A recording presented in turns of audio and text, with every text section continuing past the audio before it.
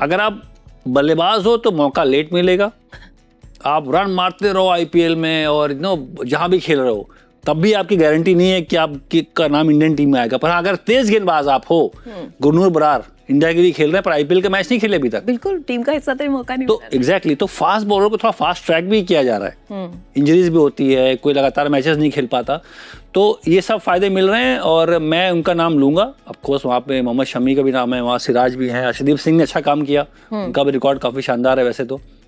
हर्षित राणा भी अच्छा काम करें, इंजर्ड हो गए वो और वो बैटिंग भी कर लेते हैं, नंबर 8 पे वो अच्छा एक बैलेंस लेके आते हैं। हर्षित राणा की बात करें, इसलिए उनको गौतम गंभीर काफ़ी बैक भी करते हैं कि ये बैटिंग भी करता है। इस लिस्ट में कोई आपको ऐसा गेंदबाज नहीं मिलेगा जो बैटिंग कर पाता हो, तो हर्षित राणा इसीलिए ऊपर रहते हैं क्योंकि वो थोड़ा सा बैटिंग भी लेके आते हैं, तो वो बैलेंस मिल जाता है। पर आपने नए की बात करी तो मैं प्रिंस यादव का नाम वहाँ पे ऐड करूंगा क्योंकि उनके पास मुझे थोड़ा सा दिख रहा है एक्स फैक्टर है, रफ्तार के साथ बॉलिंग करते हैं और हर जहां बॉलिंग कराओ, नया बॉल बीच में भी और डेथ में भी बॉलिंग करते हैं, तो आज वो मैच खेल रहे हैं तो निगाह उनके ऊपर होगी आज के मैच में।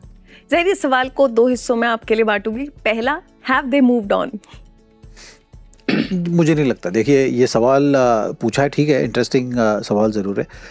थॉट प्रोसेस इसमें अलग है। मुझे ऐसे लगता है कि जब किसी नए खिलाड़ियों को चांस दिया जाता है तो कभी कभी जो आपके खिलाड़ी खेल रहे होते हैं उनको फिर आराम या तो दिया जाता है कि पता नहीं कि सिराज को अभी इस वक्त क्या कम्युनिकेट किया गया उनसे, बट बतौर खिलाड़ी आपको हमेशा तैयार होना चाहिए कि बतौर खिलाड़ी आपके हाथ में जो चीज़ें हैं ना, कहते हैं कंट्रोल द कंट्रोलेबल्स, वो आप चीज़ कीजिए। और इसके काफ़ी सारे उदाहरण भी आपको दिख जाएंगे कि दिनेश कार्तिक ने भी जो ऑस्ट्रेलिया में T20 हुआ था उसमें कमबैक किया था ना, तो अगर आप देखोगे उस प्रायोरिटी लिस्ट में हो सकता है आप थोड़े नीचे हो, कि इस वक्त आप अगर ये सवाल पूछोगे कि शमी प्रायोरिटी है क्या, तो हो सकता है उसका जवाब ना हो, या सिराज प्रायोरिटी है क्या, तो हो सकता है उसका जवाब ना हो। लेकिन ऐसे नहीं है कि आपके लिए दरवाज़ा बंद किया गया हो कि आप खेल ही नहीं सकते, या आपने अच्छा परफॉर्मेंस किया तो भी हम आपकी तरफ नहीं देखेंगे। मुझे नहीं लगता वैसी चीज़ है, और अगर वैसी चीज़ नहीं है तो इसका मतलब आप स्कीम ऑफ थिंग्स में हो, उसमें कोई शक नहीं। हाँ, बाकी जो चीज़ें आपके हाथ में आप वो करते रहिए और आप तैयार रहिए, तो ऐसे ही कह सकते हैं। अगर जैसे कैफ कह रहे थे ना कि हर्षित राणा थोड़ा प्रायोरिटी लिस्ट में ऊपर होंगे क्योंकि बैटिंग के साथ भी कंट्रीब्यूट कर रहे हैं और उस तरीके से टीम भी देख रही है कि अगर आप देखोगे बैटिंग डेप्थ को भी थोड़ा तवज्जो दिया जाता है, तो चॉइसेस कभी कभी आप उस तरीके से करने की कोशिश करते हो। तो ज़रूर यहाँ पर कोई भी खिलाड़ी इस सूची में मैं समझता हूँ वो ऐसा नहीं है जिसे कंसिडर नहीं किया जाएगा।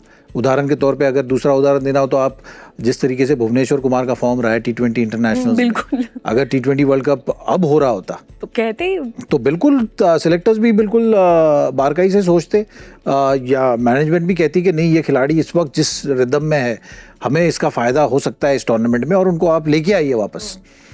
भले ही कम्युनिकेशन भुवनेश्वर से 1-2 साल पहले जो भी हुआ होगा वो अलग होगा, तो मैं उस तरीके से देखता हूँ चीज़ों को। तो बतौर खिलाड़ी आपको जो आपके हाथ में वो चीज़ करके आपको आप क्या चाहते हो वो मायने रखता है। आप क्रिकेट खेलना चाहते हो कि नहीं चाहते हो, आप कमबैक करना चाहते हो, अगर आप कमबैक करना चाहते हो तो आप उस तरीके से एफर्ट दीजिए।